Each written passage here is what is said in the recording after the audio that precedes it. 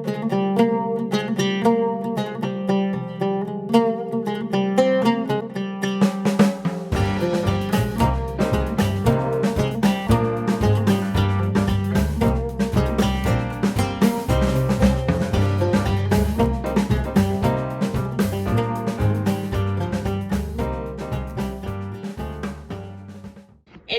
സലു കിച്ചണിലേക്ക് സ്വാഗതം. അപ്പം ഞാൻ ബീഫ് ഇതിനു മുൻപ് വേവിച്ച് ഫ്രീസറിൽ വെച്ചിരുന്നതാണ്. അപ്പം ഞാനത് ഡീഫ്രോസ്റ്റ് ചെയ്യാൻ എടുത്ത് പുറത്ത് വെച്ചിട്ടുണ്ട്. പിന്നെ നമുക്ക് ക്യാരറ്റ് വേണം. അപ്പം ഞാനിവിടെ 2 ക്യാരറ്റ് ഇതുപോലെ ചോപ്പറിലിട്ട് ഒന്ന് ചോപ്പ് ചെയ്തെടുക്കാണ്.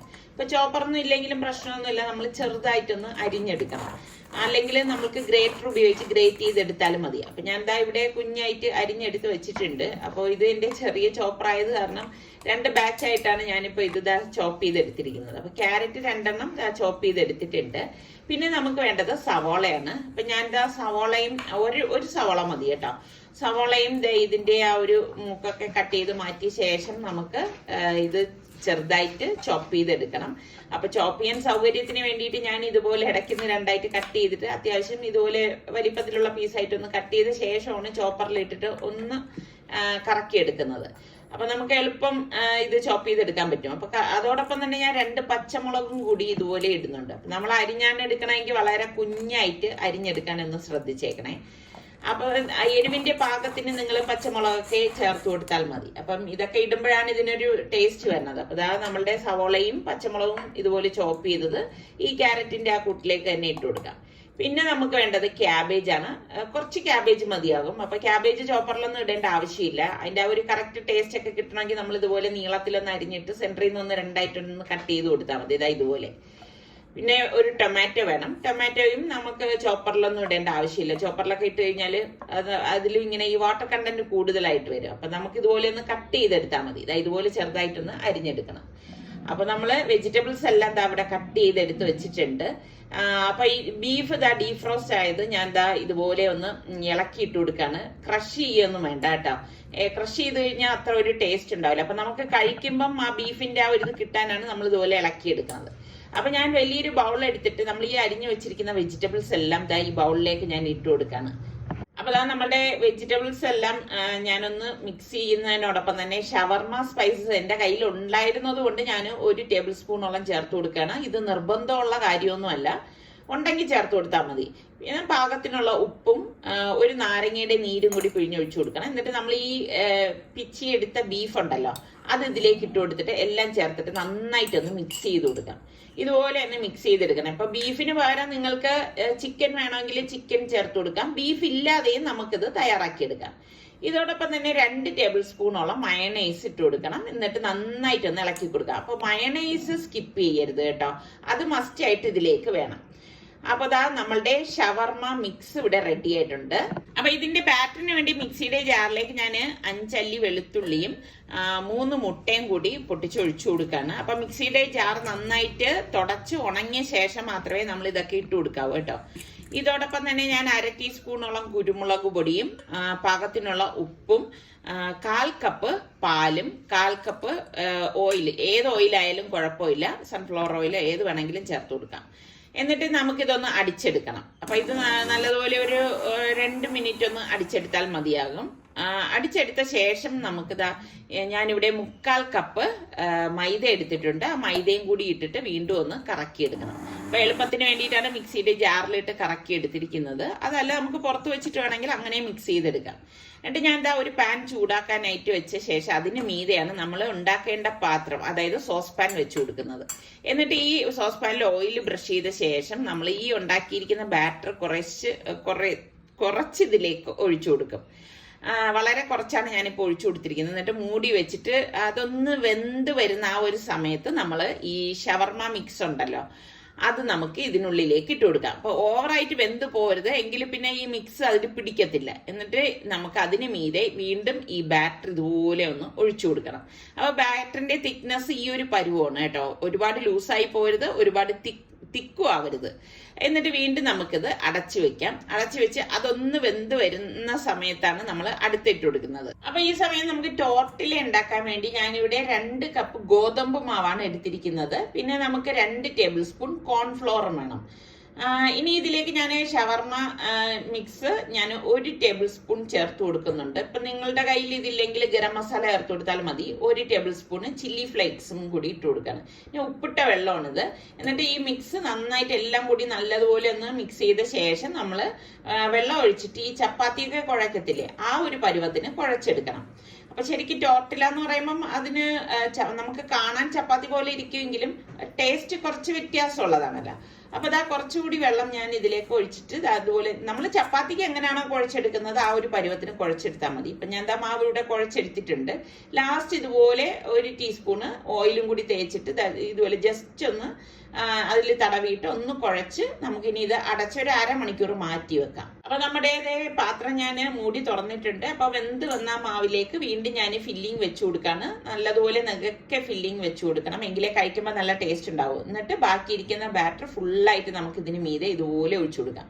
പിന്നെ നിങ്ങൾ ശ്രദ്ധിക്കേണ്ട കാര്യം ഇതുപോലെ ചെറിയ സോസ് പാൻ എടുക്കാൻ ശ്രദ്ധിക്കണം, എങ്കിലാണ് കാണാനും ഭംഗി, നമ്മൾ ഉണ്ടാക്കി വെക്കുമ്പം നല്ല ഒരു പെർഫെക്ഷൻ നമുക്ക് കിട്ടത്തുള്ളൂ. വലുതായി കഴിഞ്ഞാൽ അത്ര ഒരു ഭംഗി ഉണ്ടാവില്ല. അപ്പൊ ഇത് അടച്ചു വെച്ചിട്ട് ഒരു 25-30 മിനിറ്റോളം നമുക്കിത് വേവിക്കണം. അപ്പൊ അത് വെന്ത് വരുന്ന, അതായത് വെന്ത് ഒരു 2-3 മിനിറ്റ് കഴിഞ്ഞ് വെന്ത് വരുന്ന സമയത്ത് നമുക്ക് തുറന്നതാ ഇതുപോലെ ഡെക്കറേഷൻ ചെയ്യാനുള്ള സംഭവങ്ങൾ ഇതിന് മീതെ വെച്ചു കൊടുക്കാം. ഞാനിപ്പോ ക്യാപ്സിക്കമാണ് കട്ട് ചെയ്ത് വെച്ചു കൊടുക്കുന്നത്.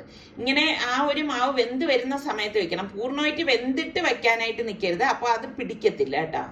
അപ്പൊ ഞാൻ അടച്ചു വെച്ചിനി റെഡിയാക്കി എടുക്കണം. അപ്പൊ 1/2 മണിക്കൂർ കഴിഞ്ഞിട്ടുണ്ട്. അപ്പൊ നമ്മുടെ ടോർട്ടില നമുക്കിനി റെഡിയാക്കി എടുക്കാം.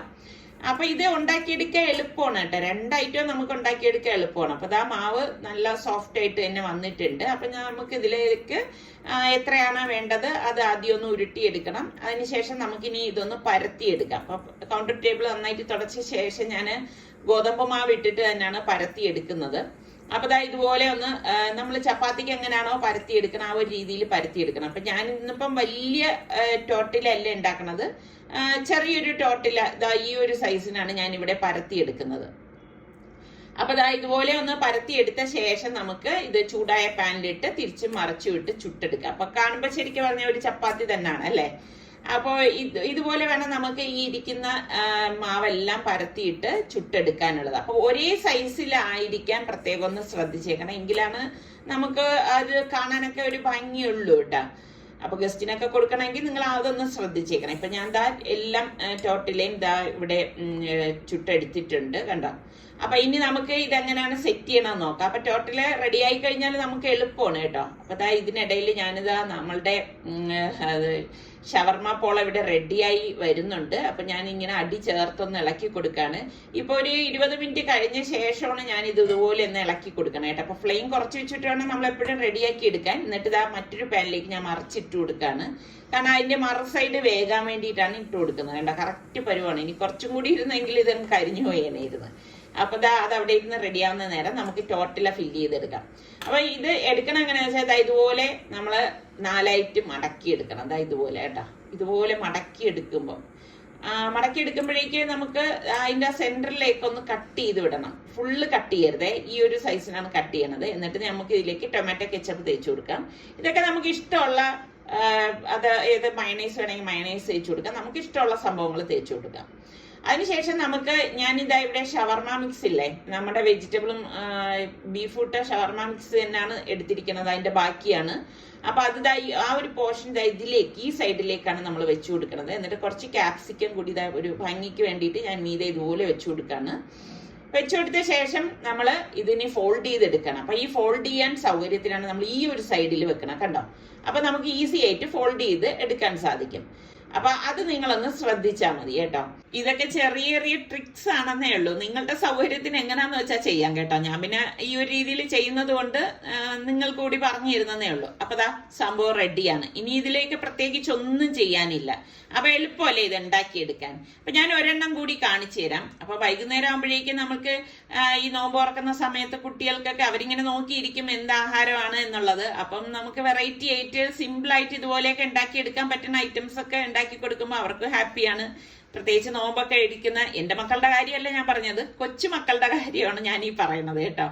അപ്പൊ ഇതുപോലെ തന്നെ നമുക്ക് മടക്കി ഫോൾഡ് ചെയ്ത് ഈ ഇരിക്കുന്നതൊക്കെ നമുക്ക് എത്രയാണോ വേണ്ടത് അതിനനുസരിച്ച് എടുക്കാം. അപ്പൊ ദാ ഒറ്റക്കൂട്ടില് 2 കിഡിലൻ ഐറ്റംസ് ആണ് ഞാൻ ഇവിടെ ഉണ്ടാക്കിയിരിക്കുന്നത്. ഇതിനിപ്പം നമ്മൾ ഒരുപാട് സമയമൊന്നും സ്പെൻഡ് ചെയ്യേണ്ട ആവശ്യമൊന്നുമില്ല. നിങ്ങൾക്ക് മനസ്സിലായില്ലേ, വളരെ പെട്ടെന്ന് നമുക്ക് റെഡിയാക്കി എടുക്കാം. അപ്പൊ മറിച്ചിട്ട ശേഷം നമ്മളുടെ ഈ ഷവർമ പോള ഒരു 10 മിനിറ്റ് മാക്സിമം വെച്ച് റെഡിയാക്കി എടുത്താൽ മതിയാവും കേട്ടോ, അല്ലെങ്കിൽ അവിടെ കരിഞ്ഞു പോകും. അപ്പൊ ദാ സംഭവം എല്ലാം റെഡി ആയിട്ടുണ്ട്. അപ്പൊ ഇതാണ് നമ്മളുടെ ഇന്നത്തെ എളുപ്പത്തിൽ തയ്യാറാക്കി എടുക്കാൻ പറ്റുന്ന 2 വെറൈറ്റി ഐറ്റംസ് എന്ന് പറയുന്നത്. അപ്പൊ ഇതിൽ ഏത് ഐറ്റമാണ് നിങ്ങൾക്ക് ഇഷ്ടമായെന്ന് പറയണേ. അപ്പൊ ദാ ഞാൻ അടുത്ത് ഒരു വെറൈറ്റി ഡ്രിങ്ക് തയ്യാറാക്കാൻ വേണ്ടി പൈനാപ്പിൾ കട്ട് ചെയ്ത് മിക്സിയുടെ ജാറിലേക്ക് ഇട്ട് കൊടുത്തിട്ടുണ്ട്. പിന്നെ പകുതി നാരങ്ങ, ഒരു ചെറിയ പീസ് ഇഞ്ചി, കുറച്ച് പുതിനയില, ഒരു പച്ചമുളക്, ഇത്രയും കൂടി ഈ ജാറിലേക്ക് ഇട്ട് കൊടുക്കാണ്. എന്നിട്ട് നമുക്ക് മധുരത്തിന്റെ പാകത്തിനുള്ള പഞ്ചസാര ഇട്ട് കൊടുത്ത ശേഷം നല്ല തണുത്ത വെള്ളം ഇതിലേക്ക് ഒഴിച്ചു കൊടുത്തിട്ട് ഇതൊന്ന് അടിച്ചെടുക്കാം. അപ്പൊ ഇതില് നിങ്ങൾക്ക് പച്ചമുളക് വേണ്ടെങ്കിൽ അത് സ്കിപ്പ് ചെയ്യാം. കുട്ടികൾക്കൊക്കെ കൊടുക്കുകയാണെങ്കിൽ അത് കൊടുക്കണം എന്നില്ല. പക്ഷെ അതൊക്കെ ഇട്ട് അടിച്ച് കുടിച്ച് നോക്കിയിട്ട് എൻ്റെ അടുത്ത് അഭിപ്രായം പറയട്ടെ. എന്നിട്ട് നമുക്ക് ഇത് അരിച്ചൊഴിച്ച ശേഷം കുറച്ച് വെള്ളം കൂടി ചേർത്ത് ഇതൊന്ന് ഒഴിച്ചു കൊടുക്കാം. കണ്ടോ, അപ്പൊ നമ്മളുടെ എളുപ്പത്തിൽ തന്നെ റെഡിയാക്കി എടുക്കാൻ പറ്റുന്ന വെറൈറ്റി ഡ്രിങ്ക് ഇവിടെ റെഡി ആയിട്ടുണ്ട്. അപ്പൊ ഞാൻ ഇത് ബോട്ടിലേക്ക് അടച്ചിട്ട് ഫ്രിഡ്ജിൽ വെച്ചിട്ടാണ് നോമ്പ് തുറക്കുന്ന സമയത്ത് എടുക്കും. അപ്പൊ പുതിനയിലെ ഐസ് ക്യൂബും ഇട്ട ജാറിലാണ് ഞാൻ ഈ ജ്യൂസ് ഒഴിച്ച് ഇനിയിപ്പോ അടച്ച് ഫ്രിഡ്ജിലേക്ക് വെക്കുന്നത്. ഒന്ന് കലക്കിയിട്ടാണ് ഫ്രിഡ്ജിലേക്ക് വെക്കുന്നത്. അപ്പൊ നല്ല തണുത്തിട്ട് കുടിക്കാനാണ് അത് ടേസ്റ്റ്. അപ്പൊ നിസാറിക്ക ഫ്രൂട്ട്സ് എല്ലാം ഒന്ന് കട്ട് ചെയ്ത് എടുക്കുകയാണ്. അപ്പൊ നോമ്പ് തുറക്കുന്നതിന് ജസ്റ്റ് മുൻപ് മാത്രമേ ഇവിടെ ഫ്രൂട്ട്സ് കട്ട് ചെയ്ത് വെക്കാറുള്ളൂ കേട്ടോ. അല്ലെങ്കിൽ അറിഞ്ഞൂടെ, ഫ്രൂട്ട്സ് ഒക്കെ നമ്മൾ കട്ട് ചെയ്ത് വെക്കുമ്പോൾ അത് വല്ലാതെ കറുത്തു പോകും. അപ്പൊ ഇതിനു മുൻപ് ഞാൻ കാണിച്ചിട്ടുള്ള ഇഫ്താർ റെസിപ്പീസ് ഒക്കെ ട്രൈ ചെയ്തിട്ടുള്ളവര് ഒന്ന് പറയണേ. അതുപോലെ തന്നെ നിങ്ങൾ എന്റെ ഏത് റെസിപ്പിയാണ് ട്രൈ ചെയ്തതെന്നും നിങ്ങൾക്ക് അതിൽ ഏറ്റവും ഇഷ്ടപ്പെട്ടത് ഏതാണെന്നും കൂടി ഒന്ന് പറഞ്ഞേക്കണം കേട്ടോ. അപ്പൊ നമുക്ക് ബാങ്ക് കൊടുക്കാനുള്ള നേരമായി വരുന്നുണ്ട്. ആകാശമൊക്കെ കാണാൻ നല്ല ഭംഗിയുണ്ട് കേട്ടോ. ഈ ഒരു സമയത്ത് നല്ല രസമാണ്. അപ്പോൾ ആ സമയമായപ്പോഴേക്കും ബാങ്ക് കൊടുക്കാനുള്ള സമയമായപ്പോഴേക്കും ഞാൻ ജ്യൂസൊക്കെ എല്ലാം ഗ്ലാസ്സിലേക്ക് ഒഴിച്ചു, എല്ലാം ടേബിളിലേക്ക് സെറ്റ് ചെയ്തൊക്കെ എടുത്ത് വെച്ചിട്ടുണ്ട്. അപ്പൊ ഇതാണ് നമ്മളുടെ ഇന്നത്തെ നോമ്പുതുറ വിഭവങ്ങൾ എന്ന് പറഞ്ഞാല്. അപ്പൊ നമ്മളുടെ ചാനൽ കണ്ടോണ്ടിരിക്കുന്നവരിൽ സബ്സ്ക്രൈബ് ചെയ്യാതെ കാണുന്ന ആരെങ്കിലും ഒക്കെ ഉണ്ടെങ്കിൽ സബ്സ്ക്രൈബ് ചെയ്യാനും ലിങ്ക് ഷെയർ ചെയ്യാനും ഒന്നും മറന്നു പോരുതേ. അതുപോലെ തന്നെ സലു സിമ്പിൾ റെസിപ്പീസ് എന്ന് പറയുന്ന എന്റെ മറ്റേ ചാനലിൽ നല്ല നല്ല റെസിപ്പീസ് ഞാൻ പോസ്റ്റ് ചെയ്തിട്ടുണ്ട്. കാണാത്തവരുണ്ടെങ്കിൽ കണ്ടു നോക്കണം. അപ്പൊ ബാങ്ക് കൊടുത്തു, നമ്മളെല്ലാവരും നോമ്പ് ഉറക്കാണ്. അപ്പോൾ ഇത്രയൊക്കെ തന്നെയാണ് നമ്മളുടെ നോമ്പ് തുറ വിശേഷം. അപ്പൊ അടുത്ത് നല്ല ഇഫ്താർ റെസിപ്പി ആയിട്ട് നമുക്ക് വീണ്ടും കാണാം. അതുവരയ്ക്കും എല്ലാവർക്കും ഒരിക്കൽ കൂടി റംദാൻ മുബാറക്.